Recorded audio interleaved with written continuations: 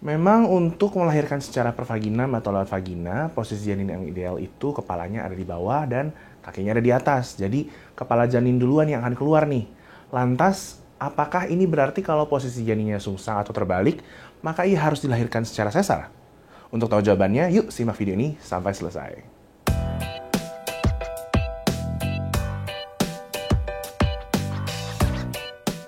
Halo, saya Dr. Abi dari Halo Dokter. Sebelum saya jawab pertanyaan tadi, saya ingin jelaskan dulu apa sih sebenarnya bayi sungsang. Jadi, bayi sungsang adalah kondisi ketika kepala janin berada di rahim bagian atas dan bukannya di rahim bagian bawah mendekati jalan lahir. Kalau posisi bayi sungsang, keluhannya itu bisa jadi sesak dan nggak nyaman pada bagian bawah tulang rusuk. Ini biasanya lebih sering terjadi nih karena kepala janin menekan bagian bawah diafragma. Tapi karena gejala ini nggak selalu muncul dan juga bukan tanda pasti bayi itu pasti sungsang ya. Jadi untuk mengetahui apakah bayi yang dikandung dalam posisi sungsang atau tidak memang diperlukan pemeriksaan USG oleh dokter kandungan nih.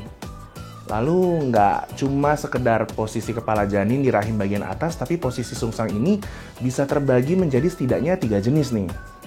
Yang pertama ada Frank Bridge, yaitu posisi sungsang di mana kedua kaki janin lurus ke atas mendekati kepala dan tubuhnya terlipat menyerupai huruf V. Kemudian yang kedua ada Footling Bridge, yaitu posisi sungsang dengan salah satu kaki bersila atau mendekati kepala, sedangkan kaki lainnya mengarah ke bawah dengan lutut tertekuk. Yang ketiga ada Complete Bridge, yaitu ketika kedua lutut janin tertekuk. Terus apa dong penyebabnya? Ya, ini sebenarnya sulit ya untuk diketahui secara jelas, tapi memang ada beberapa faktor yang dianggap bisa meningkatkan risiko bayi sungsang nih. Tapi karena penjelasannya bakal lumayan panjang nih kayaknya, saya mohon untuk bersabar dan simak terus sampai selesai ya.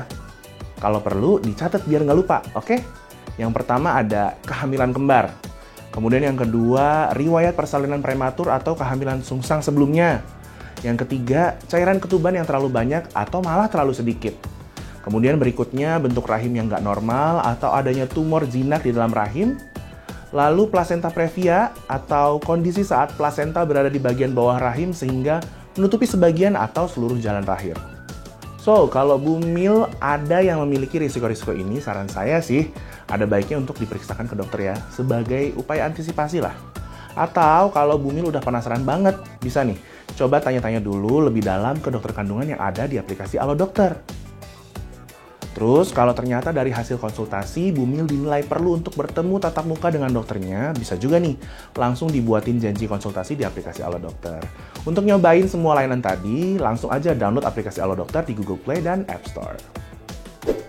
Oke, sekarang yang jadi pertanyaan, kalau dari hasil pemeriksaan diketahui nih, posisi si kecil sungsang dalam kandungan, apa ia harus dilahirkan secara sesar? Biasanya kalau ngomongin soal kehamilan sungsang, hal ini nih yang suka bikin para bumil cemas dan juga kepikiran. Jawabannya ya belum tentu sih. Memang resiko untuk dilahirkan secara sesar bisa jadi lebih tinggi. Tapi dalam keadaan tertentu ada kok langkah-langkah yang bisa dilakukan untuk mencoba memperbaiki posisi janin buat memperbesar peluang dilahirkan secara pervaginam.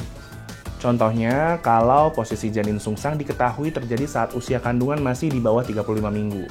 Maka umumnya posisi janin masih bisa berubah dengan sendirinya. Nah, bumil bisa nih membantu si calon buah hati untuk mengubah posisinya dalam kandungan. Saya kasih tahu caranya ya.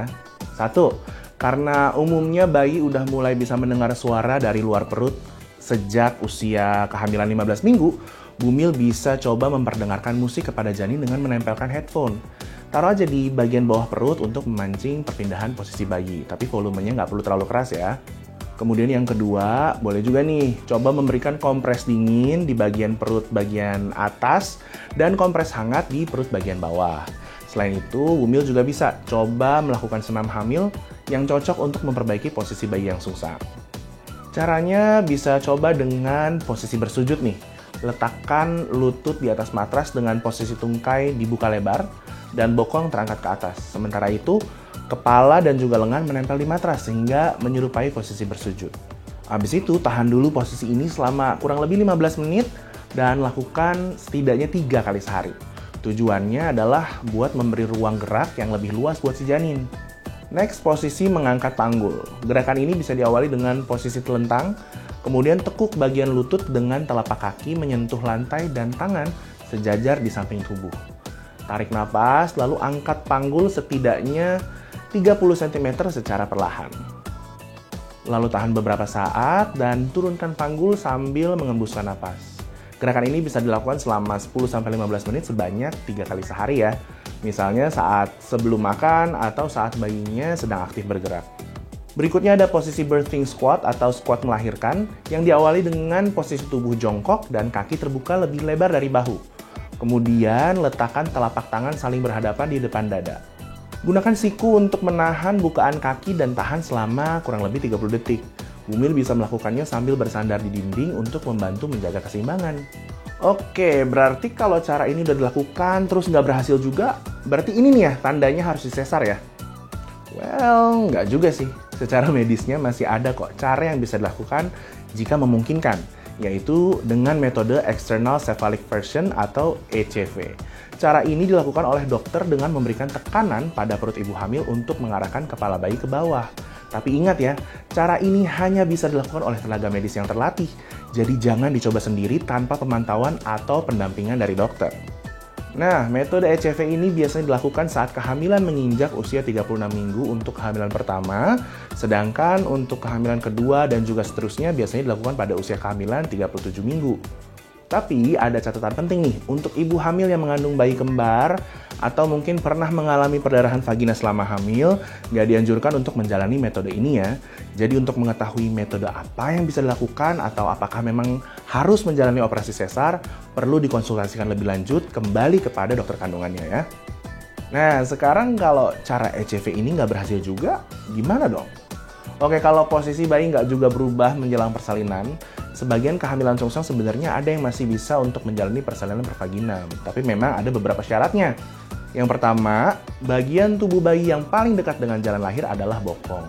Kemudian ukuran bayi juga tidak terlalu besar dan panggul ibu tidak juga sempit. Kemudian kondisi bayi menjelang persalinan harus terpantau stabil dan normal, serta proses pembukaan juga berjalan lancar. Selain itu, dokter juga perlu mempertimbangkan kondisi bumil maupun janin untuk menghadapi resiko komplikasi yang bisa muncul nih.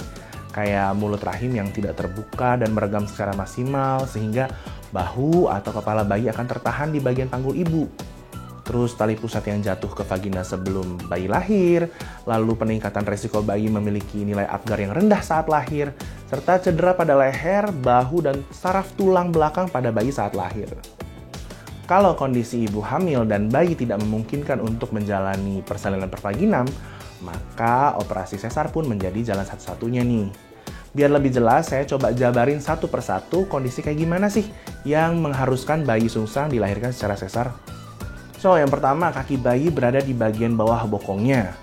Lalu bayi kembar dengan salah satu bayi dalam posisi sungsang. Kemudian berat bayi lebih dari 4 kg atau justru kurang dari 2 kg.